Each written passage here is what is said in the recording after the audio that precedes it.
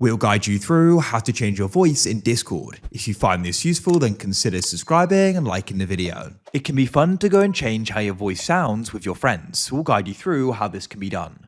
To get started, we do need to go and get an app to do this. So go and open up a web browser of your choice. I'll use Chrome, but it doesn't matter.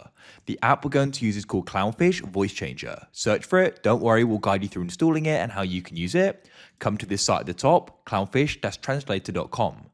At the top, you can go and press download. There'll be an ad we can press close. We'll go and get the 64-bit just here. Click on it and it'll then download. Now you need to go and open up your file explorer just like this, and you want to go and press downloads to the left and go and find the installer. Double click on it like so. You'll get a Windows security pop-up. Now what we need to do is install it just like any other program. Customize this to your liking. Press install. When you do this, your audio system will restart, so you have to be patient with that. Press search at the bottom and go and type in Clownfish Voice Changer. Click on it to open it. Nothing will happen, don't worry. Press the show hidden icons button in the bottom right and right click on the Clownfish icon.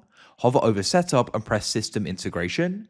Come down this list and find your microphone. Make sure you press install if it says it. Mine says remove, so it's already installed, so we can then close it. Press the hidden icons button again in the bottom right. Right click on Clownfish. Hover over set voice changer and click on it. At the top, you can then choose the effect. For example, I want helium pitch. So we are going to set it, and that's how we're then going to sound. And you can be in calls while you go and do this, etc.